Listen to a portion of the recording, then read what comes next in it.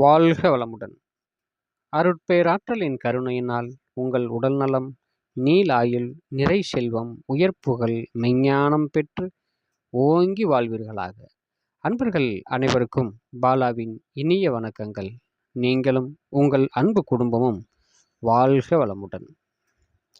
அன்பர்களே, இப்போ நம்ம பார்க்க போகிறது குருவும் சுக்கிரனையும் பற்றி, இவங்களுடைய பார்வைகளை பற்றி.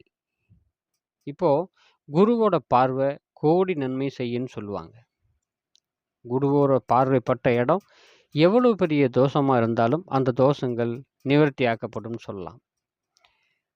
குருவோடைய சேர்ந்த கிரகம் சுபத்தன்மை பெறும்னு சொல்லுவாங்க.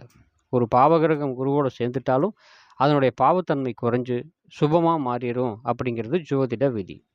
அதே போல் குருவும் சுக்கிரனும் இவங்க சேர்ந்து நிற்கிறது நல்லதா அப்படின்னு சொல்லி ஒரு சிறு விளக்கம். நம்மளுடைய ஜனனகால ஜாதகத்தில் இந்த இரு கிரகங்களும் குருவும் சுக்கிரனும் ஒரு சுபகிரகம்தான். அதனோட பார்வை மூலியமாக தான் நம்மளுக்கு பணம், வருமானம், சேர்க்கையின் மூலிமா நல்ல ஆடம்பரமான இடத்துல நம்ம வாழ்கிறது, நல்ல ஒரு மனைவி அமையிறது இந்த சுக்கிரனுடைய சுபத்தன்மையை பொறுத்தது. அது நிற்கக்கூடிய இடத்தை பொறுத்து இவங்களுடைய வசதி வாய்ப்புகள் பெருகும். இடம், நல்ல உடை, ஆடம்பரமான ஒரு வீடு, நல்ல ஒரு சொகுசு கார், நகை, இது எல்லாமே இந்த சுக்கிரனும் அதிபதியாக நம்மளுக்கு வருவார். அப்போது இந்த இரண்டு சுபகிரகங்களும் நம்மளுடைய ஜாதகத்தில் எப்படி இருக்குது அப்படிங்கிறத பார்க்கணும். ஒன்றா சேர்ந்து இருந்தது அப்படின்னா சில பிரச்சனைகளை உருவாக்கும் அப்படிங்கிறது நடைமுறையில் வரக்கூடிய ஜாதகத்தை நம்ம பார்க்குறோம். இப்போது தேவகுரு அப்படின்னு சொல்கிறவர் வியாழன் கிரகம், அசுரகுரு அப்படின்னு சொல்கிறவர் சுக்கிரன் கிரகம். தேவர்களுக்கும் அசுரர்களுக்கும் தீராத பகை அப்படின்னு சொல்லிட முடியாது.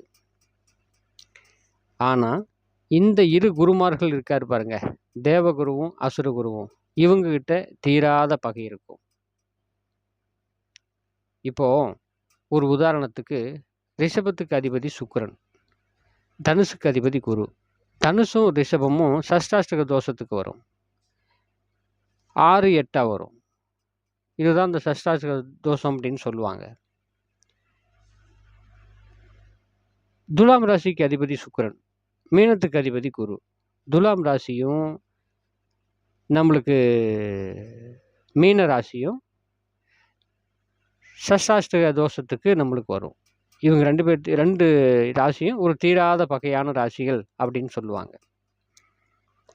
இப்போது நம்மளுடைய ஜனனகால ஜாதகத்தில் குருவும் சுக்கிரனும் தனித்தனியாக இருந்தாலும் சரி, இல்லை ஒன்றா சேர்ந்தா இருந்தாலும் சரி, இவங்க ரெண்டு பேரும் பர்டிகுலராக ஒரு பாவகத்தை பார்க்கக்கூடாது அப்படிங்கிறது ஒரு ரூல் இருக்குது. அப்படி நம்ம பார்த்தது அப்படின்னாக்கா அந்த பாவங்கள் வீழ்ச்சி அடையும், பெருசாக முன்னேற்றத்துக்கு அவங்களால வர முடியாது அப்படின்னு சொல்லலாம். இவங்க ரெண்டு பேரும் ஒரு பாவகத்தில் நிற்கிறதும் நல்லதில்லை. அந்த ரெண்டு பேரும் சேர்ந்து ஒரு இடத்துக்கு நின்னாலும் அந்த பாவகத்தோடைய பலனை கெடுத்துருவாங்க. சரி, இவங்க ரெண்டு பேரும் தனித்தனியாக நின்று பர்டிகுலராக ஒரு பாவகத்தை பார்க்குறாருன்னு வைங்க, அந்த பாவகத்துடைய தன்மை நம்மளுக்கு கட்டாயம் பாதிக்கப்படுது. இப்போ உதாரணத்துக்கு கடகலக்கணம்னு எடுத்துக்கலாம். கடகலக்கணக்காரங்களுக்கு சிம்மத்தில் குரு இருக்குதுன்னு வைங்க. இந்த சிம்ம குரு 9ஆம் பார்வையாக மேஷத்தை குரு பார்ப்பார். சரி, இன்னொரு குரு, அதாவது அசுரகுரு, துலாம் ராசியில் சுக்கிரன் நிற்கிறாருன்னு வச்சுக்கோங்களேன். இப்போ இந்த ரெண்டு கிரகம் சேர்ந்து தன்னுடைய 7ஆம் பார்வையாக மேஷத்தை பார்ப்பாங்க இல்லைங்களா. இந்த மேஷம் அப்படிங்கிறது கடகலக்கணம் உருவானவங்களுக்கு 10ஆம் பாவகம், அதாவது தொழில் செஞ்சு இவங்க முன்னேறக்கூடிய பாவகம், ஜீவனத்துக்கு உண்டான பாவகம். அப்போது இந்த கடகலக்கணக்காரங்களுக்கு இந்த ரெண்டு கிரகத்தோட பார்வை அந்த இடத்துக்கு படும்போது 10ஆம் பாவகம் அப்படின்னு சொல்லக்கூடிய இந்த தொழில் சம்பந்தப்பட்ட இடம் மிகப்பெரிய பிரச்சனைக்கு ஆளாகும். அவங்களால அத செய்யறது ரொம்ப சிரமப்படுவாங்க. இப்போ ஒரு பொருளாதாரத்த அவங்களால ஈட்ட முடியாது அப்படின்னு சொல்லலாம். இந்த மாரி ஜாதகம் இருக்கிறவங்களுக்கு சொந்த தொழில் அப்படிங்கிறது கொஞ்சம் கைகூடாமயே போயிரும்.